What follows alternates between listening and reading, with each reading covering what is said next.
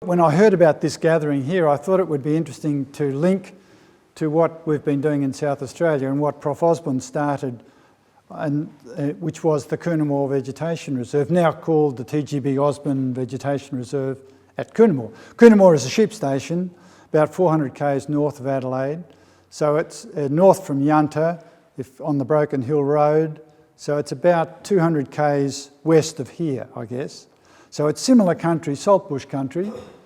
And Osborn was very interested in the problem of overgrazing, particularly, and he negotiated with the management of the station for them to allow him to fence off what was described as the worst eaten out part of the station.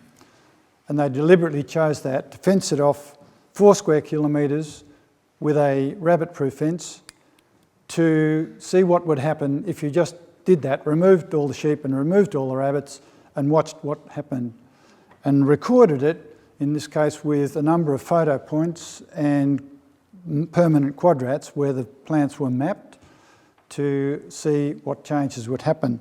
If you look at the poster, you'll see a series of photos from one of the photo points showing the changes from 1926 to 2016, and it's been quite dramatic. There's a lot of information that's been generated by this because it's been, for the first few years there was somebody living there permanently, but that ended, and after that it was just student parties going up from Adelaide to map the quadrats and take the photos and check for rabbits and so on, annually or maybe more than once a year. But it was kept going largely for many years by Miss Constance Eardley, who was the botanist in on the botany department at the time.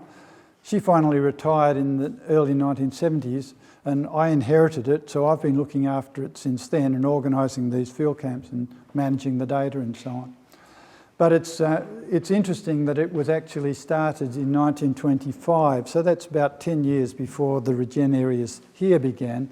But as has been said, there evidently was contact between the Morrises here and Prof Osborn in Adelaide. And the Adelaide idea is also connected with the USA because similar things were done in the Western United States, and a man called Clements, who was an important ecologist, had this idea of permanent quadrats as a way of recording changes in vegetation.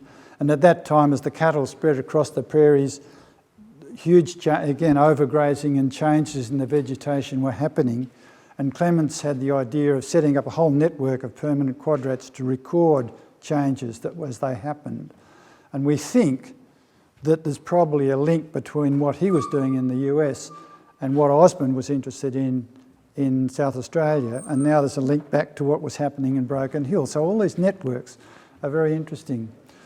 But the reserve is still going strong, and it's interesting, if you look at the little charts down there, they're numbers of different species that have occurred over the 90 years of the records. And you'll see on the right-hand side, there's a peak that goes up quite quickly, and that's saltbush, Atriplex species. The Atriplex invaded the area quite quickly after it was fenced.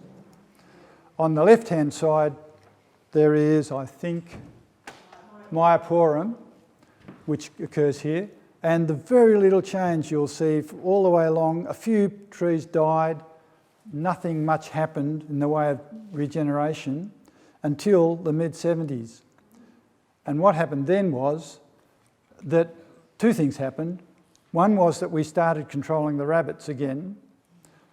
After the first few years, when there was strenuous efforts to get rid of all the rabbits inside the reserve, then it became less active as only annual trips went up there, and the rabbits got away.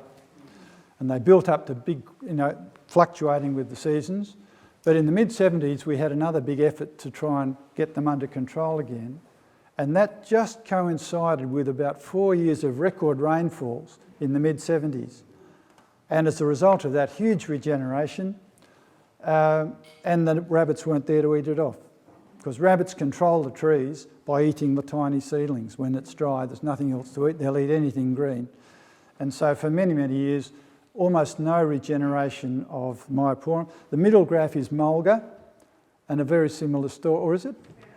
Centres, okay, centres, same story. Almost no regeneration, a little bit of regeneration to start with, and then nothing, until we got the rabbits under control and this great big rainfall event happened, and now we've had a huge spike in centre populations, very similar to what you see in the regeneration areas here.